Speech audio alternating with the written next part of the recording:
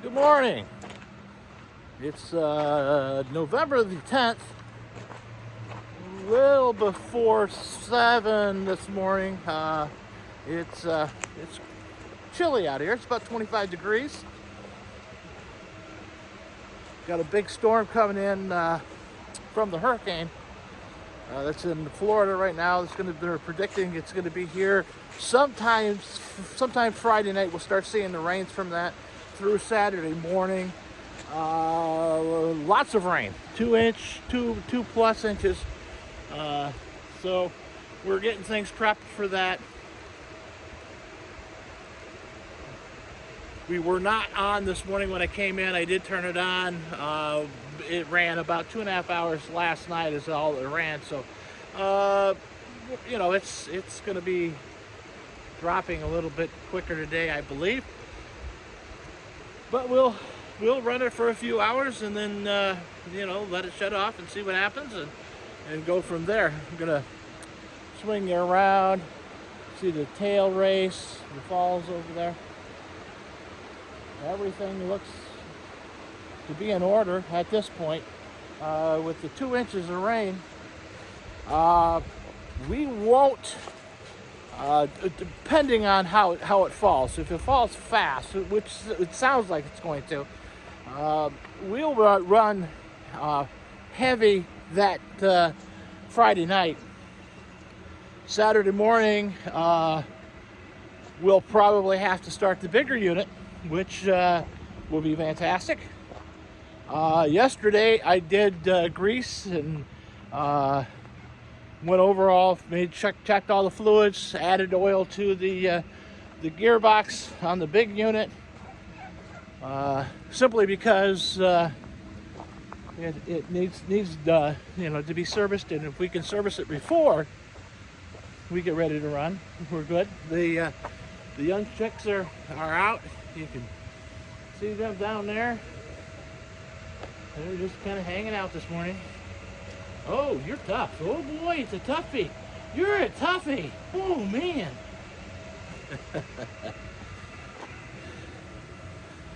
I put the hydraulic fluid in yesterday for the tractor. I did the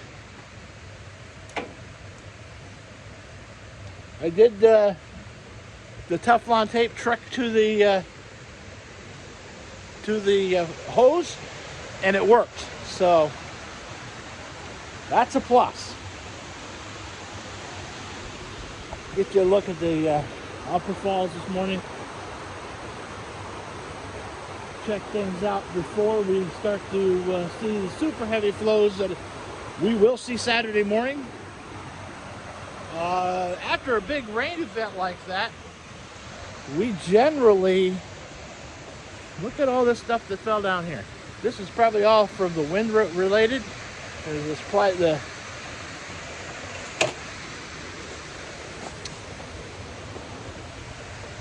the sheet metal looks like it blew down.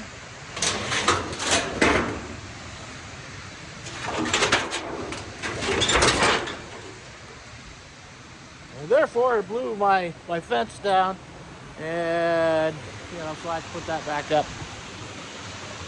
Just get it back to where it goes.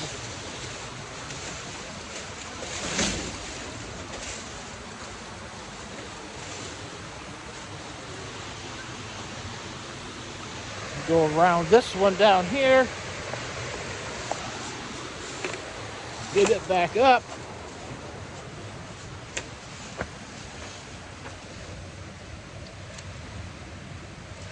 Me stuff back down here. Try not to knock all the crap over again, which looks like I'm going to. There we go.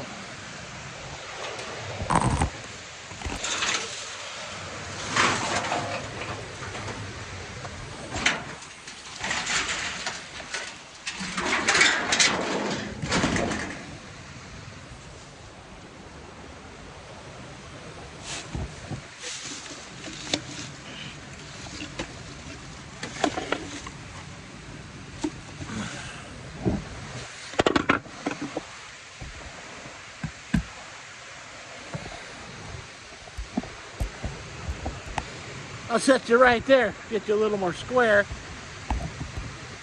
Now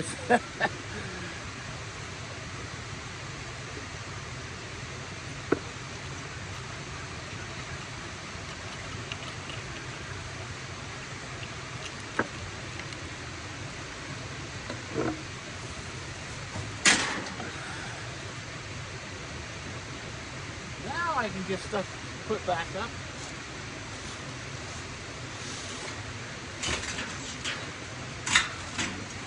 When the wind blows, it does a lot, makes a lot of havoc.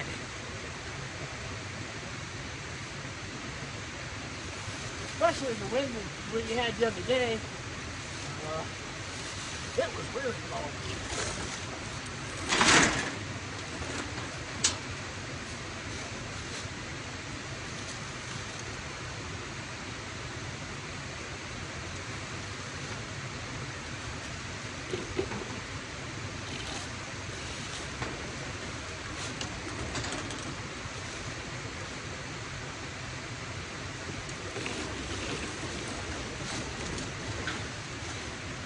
There we go.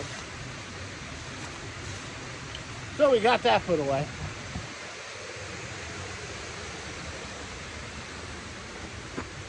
Every once in a while I like to check behind the coop because there's a spot where the girls could get and lay eggs. And we don't want them to do that.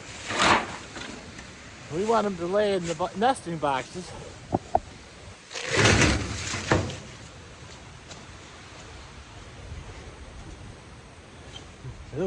The turkey coop that I destroyed when I moved it was not. If you haven't seen that video, you need to go look at that one, because that one's pretty stupid.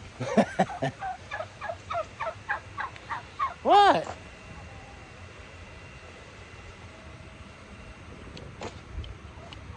Yesterday I was out and I was able, the turkey was sitting down as she always does on the ground. And I walked up and I pet her on the head, and she just sat there. Next week's going to be bad for her. She's going to have one bad day in her entire life. And that's going to be Thursday, I believe. Get in here where it's a little warmer.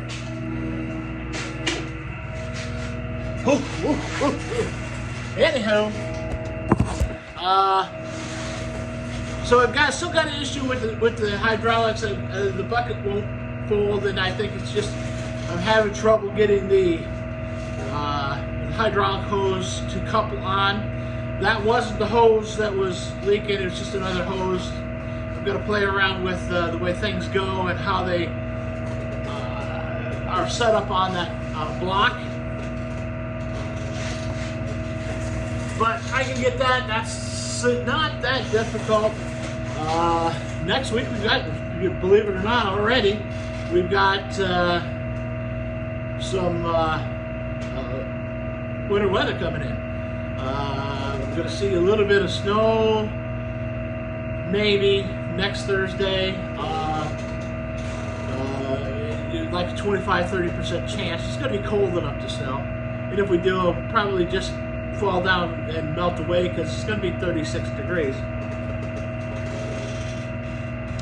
But that's a telltale sign of things to come. As you remember, I told you that we had to fill up the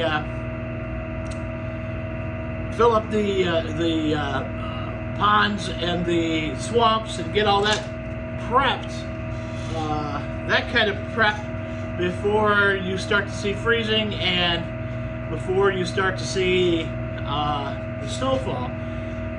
Looks like that's going to happen on Friday and Saturday this week, and you know, if that happens, then we will be prepared for winter. That is one of the old wives' tales from the old timers, and it bears truth. It's really crazy. But anyways, right now we're running, but we're not running real hard. Like I said, I started up when I came in about a half hour ago, and we have already dropped about half a foot of water out of the head pond. So, and again, that's what we call a retention pond. It's just where the flashboards are, the water above the dam. The dam only brings up a little bit of storage water that we can use. It's not like it's, you know, the total depth of the dam is I believe 15 feet, and through the years, you know, that it was a slight waterfall to begin with when they built the dam over the top of it, or so I've been told, and so it's really not that deep in front of it. You know, 5-6 feet is about the maximum depth of the pond. There are spots that are 10 to 12 where it goes into the intake, and that's just to keep the flow going that way. We were spilling a little bit of water over the top of the flashboards when I came in this morning, and that's perfectly fine. It keeps the leaves and the debris flushed out of the unit. But when we're running, we don't want any water. We want to use as much water as we possibly can, but we'll still have some. It'll happen, especially with the amount of flow that I anticipate from the rain. That flow will flow for 3 to 4 days at a high level. That's usually what happens, and how long it takes to get back down to a normal situation. But if we are at higher levels, more normal levels, and we start to see the slushy snows fall, and you know, things start we'll stay up high. It's not unusual in this facility to run 100 kilowatts or 200 kilowatts all winter long. You know, depending on the snowfall and the temperatures, we could run the big unit at about 100 kilowatts and run the smaller unit at 200. So I like to run the bigger unit because the bigger unit puts out more heat. We have one electric heater that works in the turbine rooms, you know, out where the generators are and all that, and that's just a emergency backup. It's so that if in the case of a failure of anything, nothing freezes, and it does. It keeps it warm enough not to freeze. It's been cold in here. I've seen it where it's been 30 degrees out there, but as long as you have water moving through the turbines, it's okay. And to be honest, when the generators like to run when it's colder, electrons flow better. So go back to the electrical principles. They don't like to run during heat. It's harder for them. You know, we're getting into principles, but we don't need to. Anyhow, so with the big unit running at, you know, let's say 100 kilowatts, which is nothing for that one, it's barely turning, that unit will produce about 85 degree heat in the building, which means my electric heater in here won't have to run, the electric heater on the wall won't have to run, and we can keep the building warm with just the production of the electricity, which then means we can sell more. So yeah, 85 sounds like oh, you're keeping it 85 degrees. No, we're not using any energy to produce, or any exterior energy to produce that. So it's just what it is. During the summer, we open doors above basically at the deck above us here, to let air flow through the building. We've got vents all over. We've got a power venter that it helps to exhaust the heat out of the building. You know, so we do everything diligently that we can do here to keep that temperature down.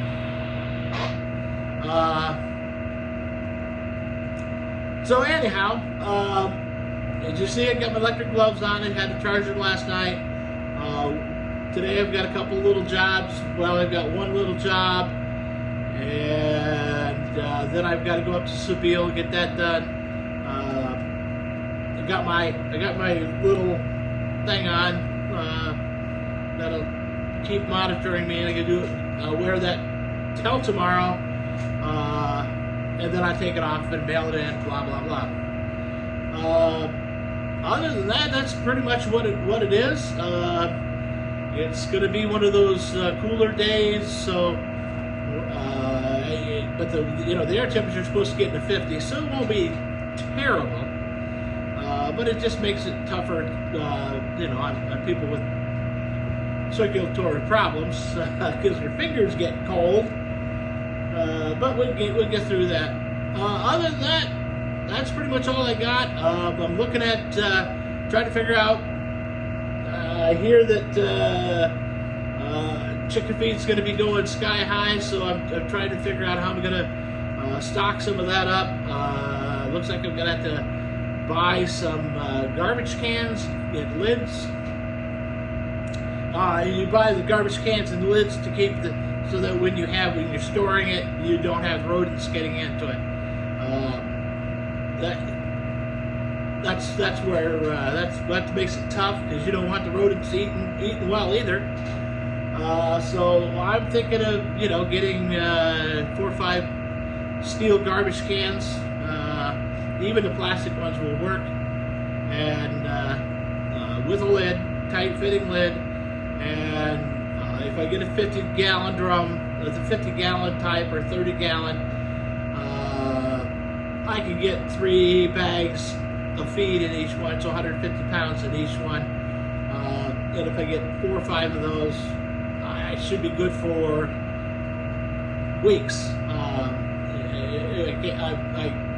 I simply can't stock enough feed to go 6 months, but I can do 2 or 3 months. So that's what my goal is going to be in the next couple of weeks. I've got to get the shed cleaned out. There's more work that's got to be done. The shed where I keep the feed's got to be cleaned out so I can get all that in there, which is not that difficult. I can do that. And then we'll figure out what we're going to do from there. I know that we're going to, I'm going to have to be looking at increasing the flock come next year. I'm going to have to decrease some of the flock going into the winter, or going through the winter this year. So we might take 1 or 2 out at a time. We'll see. Simply because they're production chickens. Their laying cycle is 3 to 3.5 years. We're at that point. Although I don't mind keeping the chickens around for the meat processing, but these are small. They're small chickens. I'll let you know when we find out about the turkeys and how that basically worked out. I didn't do a great job of keeping track of what I've got invested in them. I've got a general idea. And I might do, I'm believing I'm going to do more turkey. But I think what I'll do is then I'll half the turkeys. When I process them, I'll cut them in half, cut them in quarters, maybe even just process them out and split them. So I take drumsticks off, wings, breasts, that kind of stuff, and then make a stock.